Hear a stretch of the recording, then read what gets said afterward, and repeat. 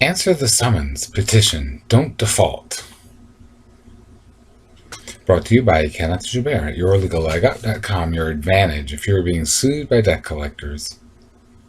The following is a Periscope scope. You can follow us on Twitter and Periscope to hear these live and ask questions.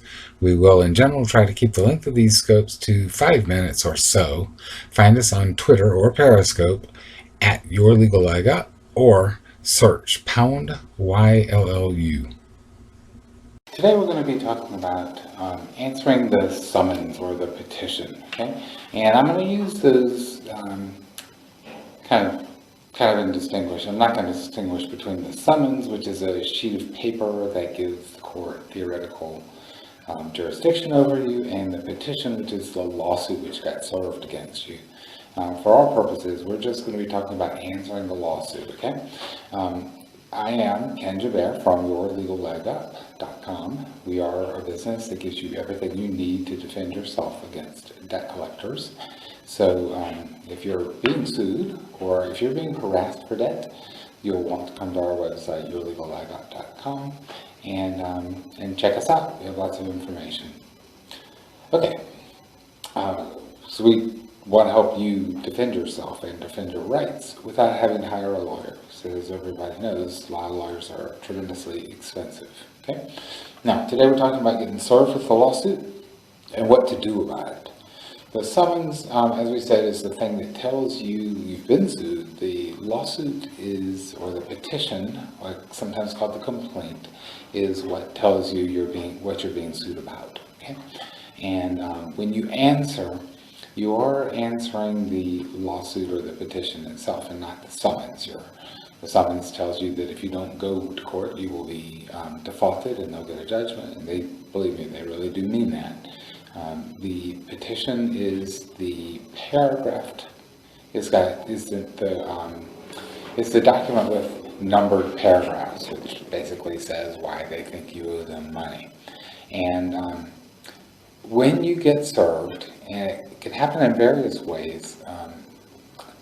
I guess, the kind of service that pretty much always works from the plaintiff's point of view is to have a marshal come and hand it to you in person. If that happens, you're going to have to answer the summons.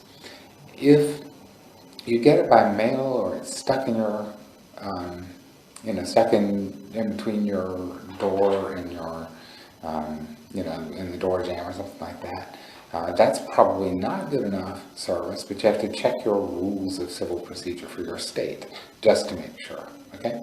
And if that's true, you may want to file some sort of motion to dismiss, but we're not going to talk about that today. We're just going to talk about answering. So the complaint that you're going to be responding to, or the petition, will have numbered paragraphs.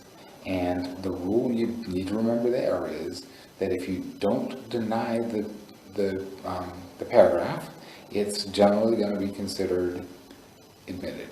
Now that's not true of every court. So you will want to check your rules of civil procedure, but for most courts, if you don't answer, you've admitted it. And if you've admitted it, or if you don't answer at all, then what's likely to happen is the court's going to give a judgment to the other side. And then they're going to use that judgment to come after your money. And we talk a little bit about that on the website as well. But basically, if you give them a judgment, they're going to come after you and they'll take your money from you as soon as they possibly can. Okay, so. Let's see now. Now, one thing that stops a lot of people from answering is that they think that now that the lawsuit has been served against them, they've been caught, and that basically everything that the lawsuit says is true, and it will look like that. Okay, I mean, so for example, the debt collector is going to claim that you owe them money. And when they do, you may feel that that's true, and it could be true that you owe somebody some money. But the question is, can they prove that you owe them money? And that's not at all going to be obvious to anybody, really. So you will have your chance to fight it, and in reality, most debt collectors can't prove what they need to prove in order to win if you fight the lawsuit. So this is a brief, this is just a, this is a brief scope today, because I simply want to tell you that you must defend yourself to have any chance at all. But if you do defend yourself, you will have an excellent chance. In most jurisdictions, you don't have to swear to the truth of what it is that you're answering on your petition. You don't have to do anything like that. You simply, you're making a statement. Now in California, and probably some other jurisdictions, there is some sort of good faith requirement.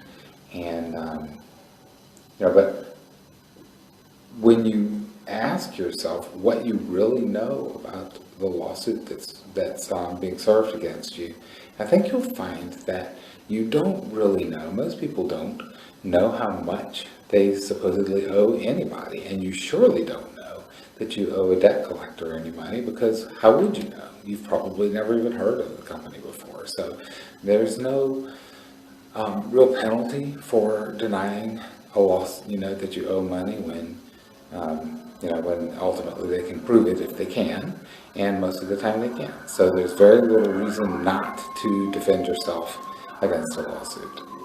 Okay, so we're gonna call it a day on the scope for that.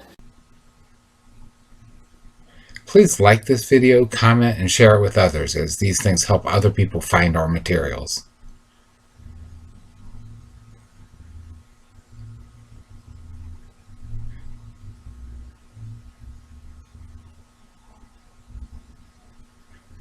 yourlegalega.com